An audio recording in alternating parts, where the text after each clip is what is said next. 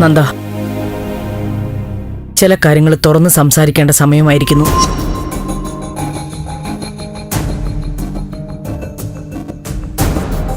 രജനി, നീയും കൂടി കേൾക്കാൻ വേണ്ടി പറയുന്നേ.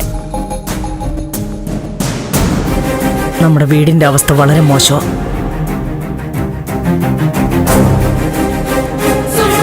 പ്രത്യേകിച്ചും നമ്മുടെ സാമ്പത്തിക നില. നിങ്ങൾ അറിഞ്ഞിട്ടുണ്ടോ ഇല്ലയോ എന്ന് എനിക്കറിയില്ല. ഞാൻ പക്ഷെ ഇന്ന് അതൊക്കെ അറിയുന്നത്.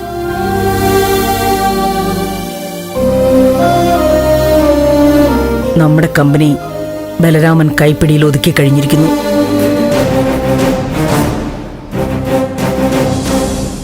വാഹനങ്ങളൊക്കെ കൊണ്ടുപോയത് കണ്ടില്ലേ? അമ്മേ, അതൊക്കെ പിന്നെ സംസാരിക്കാം. എല്ലാം പിന്നെ സംസാരിക്കാന്ന് പറഞ്ഞ് മാറ്റിവെച്ചത് കൊണ്ടാണ് നമുക്ക് ഇങ്ങനെ ഒരു ഗതി വന്നത്.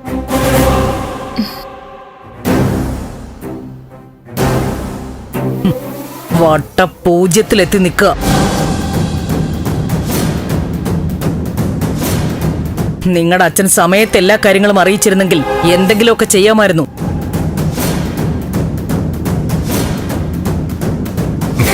സിദ്ധു അവിടെ ഇരിക്കേ, എനിക്ക് സംസാരിക്കണം. അച്ഛാ, നമുക്ക് സംസാരിക്കാം. കുറ്റപ്പെടുത്താനൊന്നുമല്ല. ഭാര്യയും ഭർത്താവും മക്കളുമാ. കാര്യങ്ങൾ നമ്മളെല്ലാം അറിഞ്ഞിരിക്കണം. ഇനി അഥവാ കുറ്റപ്പെടുത്തിയാൽ തന്നെ സിദ്ധു അത് അംഗീകരിച്ചേ പറ്റൂ. ഒരു മനുഷ്യനെന്ന നിലയ്ക്ക് സിദ്ധു വലിയ വിജയമാണ്. സിദ്ധുവിന്റെ പേര് ജനങ്ങൾ ഓർക്കും. പക്ഷേ ഗൃഹനാഥനായിട്ട് പല ഘട്ടത്തിലും ഒരു പരാജയമാണ്.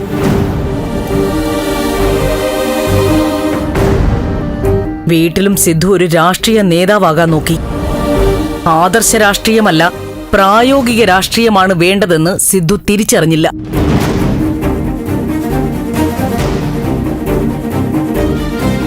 ഇപ്പൊ അനുഭവിക്കുന്നത് ഞങ്ങള്.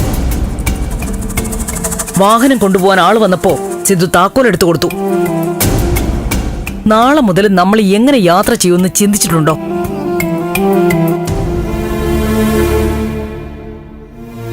ബലരാമനെ വിശ്വസിച്ച് രേഖകളൊന്നും ശരിപ്പെടുത്താതെ വച്ചിരുന്നു. അതൊക്കെ വീടിനോടുള്ള ഉത്തരവാദിത്വമില്ലായ്മ തന്നെയായിരുന്നു.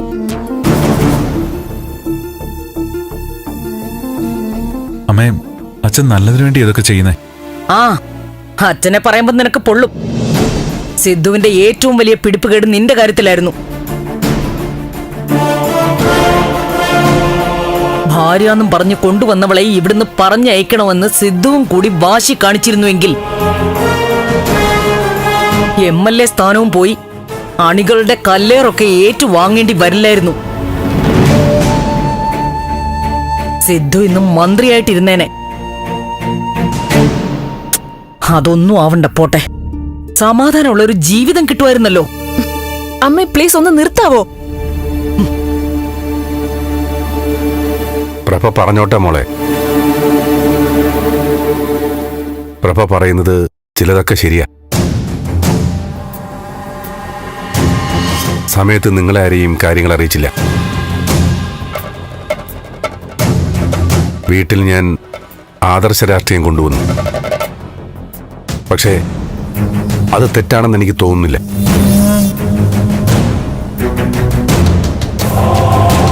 ഇനി തോന്നുകയുമില്ല.